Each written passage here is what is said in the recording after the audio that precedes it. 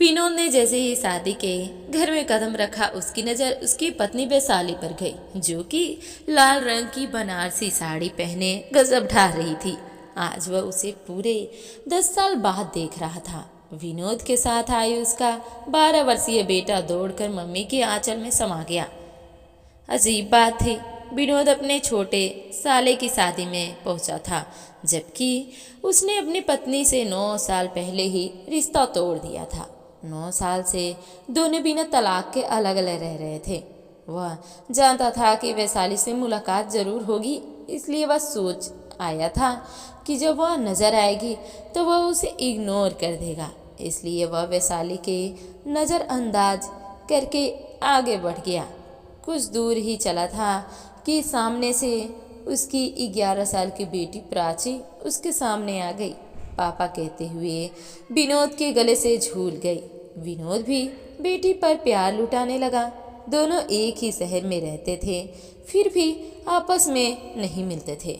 जब भी बच्चों से मिलना होता था तब उसने स्कूल में जाकर मिलते थे। दोनों ने रिश्ते की पूरी तरह तोड़ दिया था। विनोद बिजनेसमैन था, वह अच्छा खासा कमा रहा था, मगर उसका वैवाहिक जीवन तहस नहस हो चुका था। वैशाली एक सरकारी बैंक में मैनेजर के पद पर कार्यरत थी। दोनों के रिश्ते के टूटने का प्रमुख कारण वैशाली का नौकरी करना था। विनोद वैशाली के नौकरी करने के सख्त खिलाफ था।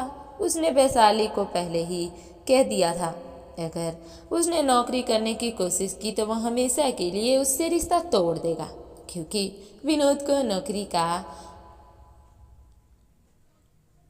विनोद को वैशाली का बाहर जाकर नौकरी करना बिल्कुल भी पसंद नहीं था।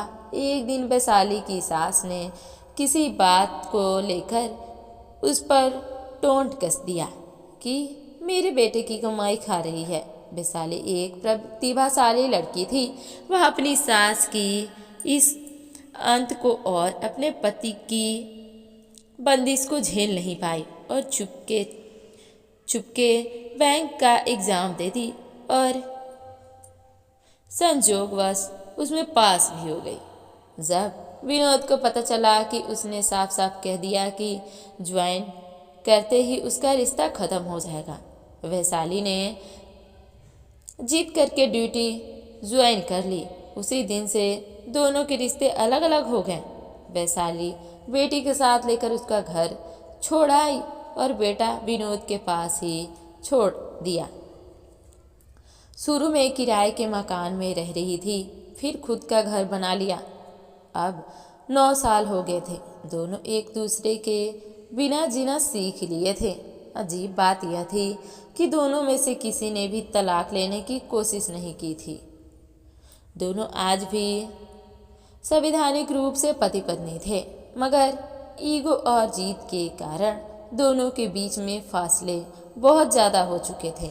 ऐसे भी नहीं था कि रिश्तेदारों ने उन्हें समझाने की कोशिश नहीं की थी, मगर दोनों ही जिद पर अड़ गए थे।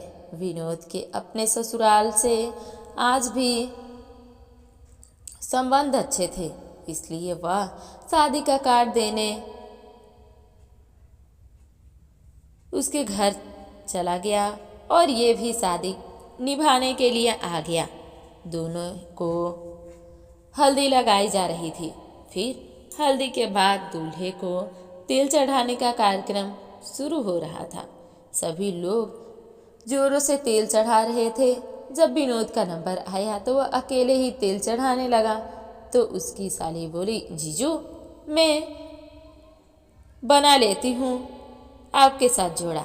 दीदी तो आएगी नहीं। इतना सुनकर ही पता नहीं वैशाली को क्या हुआ, वह झट से विनोद के पास आकर खड़ी हो गई। फिर दोनों ने मिलकर रस्म निभाया। 9 साल बाद यह पहला मौका था जब दोनों इतने करीब खड़े थे। वैशाली जब विनोद के करीब आई तब उसने महसूस किया कि वो आज भी वही सेंट लगाती है जो वो उस वक्त लगाती थी। उसके दिल में पुरानी यादें ताज़ा हो गई। जानी पहचानी खुशबू से वह एक बार फिर भाव विभोर हो गया। वैशाली ने भी गौर किया कि विनोद ने आज भी हाथ की कलाई में मौली बांध रखी थी। यह आदत उसने ही विनोद को डाली थी। वह हाथ में घड़ी नहीं पहनता था, इसी कारण कलाई सूनी सूनी लगती थी। तब एक दिन वैशाली ने उसके हाथ मौली बांधी थी। बांधते हुए बोली थी, सूना हाथ अच्छा नहीं लगता, इसलिए यह लाल धागा बांध रही हूँ। यह शुभ भी रहती है और आपकी रक्षा भी करेगी। मगर इसी राखी मत समझ लेना, पत्नी हूँ आपकी। वह सोचने लगी, कितना भी दूर रहता हो मगर यह मुझे भुला नहीं सकता। फिर दोनों ने कैमरे के सामने ऐसी पोज दिए जैसे उनके बीच दुनिया भर का प्यार हो। रस्म के बाद वैशाली की छोटी बहन उनसे बोली, यह क्या है दीदी, जब आप जीजू को छोड़ चुकी हैं तो मेरी बेइज्जती क्यों करवा दी। वैशाली कुछ न बोली, वह बस छोटी बहन को अजीब सी नज़रों से देखती रही। रात को जब सब सोने चले गए तब वैशाली ने अपनी बेटी से कहा, प्राची बेटा जरा देख कर आना तुम्हारे पापा कौन से कमरे में सोए हैं।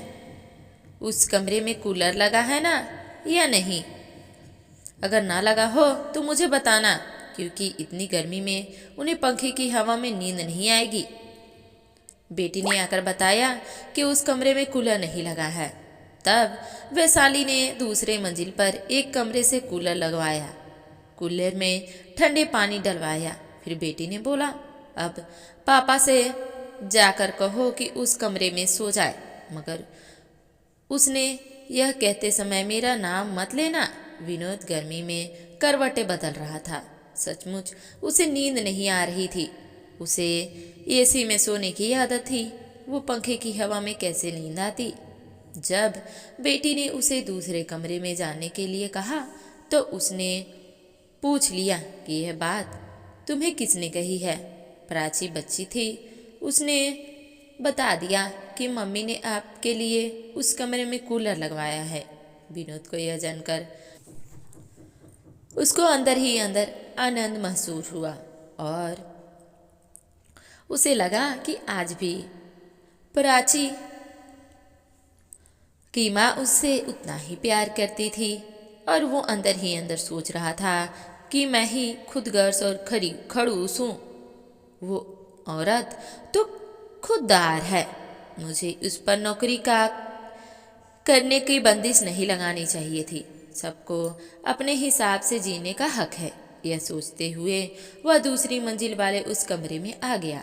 रात में 12 बजे के आसपास वैशाली का मन किया कि एक बार उसे देख आए, उसे नींद आई है कि नहीं। बरसों बाद मेरे मायके में आया है, इसलिए पति ना सही मेहमान तो है। वह चुपके से उस कमरे के पास पहुंची जिसमें विनोद सोया हुआ था। यह कमरा वही था जिसमें वो बरसों पहले दोनों एक साथ ठहरा करते थे। उस कमरे से भी बहुत सारी यादें जुड़ी थी। वैशाली खिड़की के पास गई। गर्मी के कारण सारी खिड़कियाँ खुली हुई थी। विनोद हमेशा लाइट जलाकर ही सोता था, आज भी बल्ब जल रहा था। वह पजामे और बनियान में सो रहा था। उसे देखकर वैशाली की आंखों में आंसू निकल आए। वह सोचने लगी कि कभी वह उसके सीने पर सर रखकर सो जाया करती थी, मगर आज बरसों हो गए यह सुख उसे मिला ही नहीं। जिंदगी बनाने के चक्कर में जिंदगी खराब हो गई। काश वह नौकरी की जिद ही न करती। क्या फ़ायदा ऐसी नौकरी का जिसके लिए मेरी सारी खुशियाँ त्यागने पड़े। वह भरी आंखों से वहाँ खड़ी खड़ी यह सोचती रही। उसका मन किया कि सारी युगों को छोड़कर वह अभी जाए और अपने पति से लिपट जाए। वह अभी भी मेरी ही तो है, हमने कौन सा तलाक लिया है, आज भी मैं उनकी पत्नी ही हूँ। फिर जैसे ही विनोद ने करवट ली, वैशाली का दिल धक से धड़क उठा। वह घबराते हुए नीचे अपने कमरे में चली गई और अपनी उखड़ी सांसों से दुरुस्त करने लगी। अगले दिन रात को संगीत का कार्यक्रम था, मगर बच्चों और औरतों दिन में ही रियाज कर रहे थे ताकि रात को नाचते हुए उनका वीडियो अच्छा बने। रात को वैशाली ने विनोद के मनपसंद कलर की साड़ी पहनी थी। वह स्किन कलर की साड़ी में बहुत ही खूबसूरत लग रही थी। विनोद को उसे देखते ही रह गया। पूरी श्रृंगार करके वह गजब ढा रही थी। अभी 35 साल की तो हुई थी, अभी पूरी चढ़ाव पर था। तीखी नए नक्श, गेहुआ रंग, उसे देखकर कोई कह ही नहीं सकता था कि उसके 2 बच्चे हैं। वैशाली एक बहुत ही अच्छी डांसर भी थी। कॉलेज करते समय उसने डांस में कई मेडल जीते थे। इसलिए जब बच्चों ने कहा बुआ आप भी नाचो तो उससे रहा नहीं गया। उसने एक पुराना गाना लगवाया, हम भूल गए रे हर बात मगर तेरा प्यार नहीं भूले। वह बावरी सी होकर डांस करने लगी। उसकी सुंदर प्रस्तुत देखकर सब ताली बजा रहे थे। विनोद को पता ही नहीं क्या हुआ, वह उठकर वहाँ से चला गया। नाचते समय वैशाली की नज़र विनोद पर ही थी। जब वह उठकर गया तो वैशाली के कदम धीमे पड़ गए। वह उसी के लिए तो नाच रही थी। उसके जीते ही जाते ही वैशाली ने नाचना बंद कर दिया। स्टेज पर दूसरे लोग नाचने लगे। वैशाली की नज़र विनोद को खोजने लगी। वह उसे ढूंढते हुए बाहर आ गई। वह कहीं नहीं दिखा तो वैशाली उसके कमरे में उसे देखने चली गई। कमरे का दृश्य देखकर वह सहम सी गई थी क्योंकि विनोद रो रहा था। उसके हाथ में रुमाल था जिससे बार बार वह अपने आंसू पोंछ रहा था। वैशाली ने पहली बार उसे रोते देखा था। पता नहीं क्यों वैशाली से रहा नहीं गया। वह चुपचाप उसके सामने जाकर खड़ी हो गई। उसे देखकर वह ठिठक गया, रुमाल को जेब में डाला और नॉर्मल होने की कोशिश करने लगा। वैशाली टक टक उसके चेहरे की तरफ देखने लगी।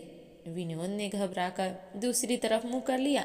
वैशाली फिर से उसके सामने खड़ी हो गई। फिर हिम्मत करके बोली, आप रो रहे थे? वह तुरंत बोला, नहीं, आँख में कुछ गिर गया था। वह बोली, पानी लाकर दूं क्या? वह बोला, नहीं। वह वापस बाहर जाने लगी तो पीछे से वह बोला, माफ़ कर दे। वह ठहर गई। वीना मुड़े ही बोली, किस बात के लिए? वह बोला, मेरी गलती के लिए, मेरे जिद के लिए। वैशाली बोली, अब क्या फ़ायदा? आपने मुझे पिंजरे में रखना चाहा था। मुझे घुटन हुई, मैं बाहर निकल आई। वह तड़पता हुआ बोला, वह मेरी गलती थी, मैं स्वार्थी हो गया था। मैं चाहता था कि तुझे कोई और न देखे, तू सिर्फ मेरे पास रहे, दूसरे मर्दों में जाकर ना बैठे। कोई तुम्हारी तरफ नज़र भी करता था तो मुझे बहुत बुरा लगता था। तुम एक चरित्रवान नारी हो, तुम्हारे मन में कोई मैल नहीं है। वह बोली, अब क्या फ़ायदा, अब हम बहुत दूर निकल आए हैं। वह उसके सामने आकर खड़ा हो गया, फिर कान पकड़कर उसके सामने बैठ गया और बोला, तुम मेरे पास लौट आओ प्लीज़। उसे इस तरह से मिन्नतें करता देख वैशाली को बहुत सुख मिला, मगर वह औरत ही क्या जो रखने न दिखाए। वह बोली, अब मुझे आपके बिना जीना आ गया है, इसलिए मुझे भूल जाओ। कहकर वो कमरे से बाहर जाने लगी। विनोद ने लपक कर उसका हाथ पकड़ लिया। वर्षों बाद पति का स्पर्श पाकर उसका दिल धक धक करने लगा। वह कमज़ोर आवाज़ में बोली, मेरा हाथ छोड़ो, मुझे जाने दो।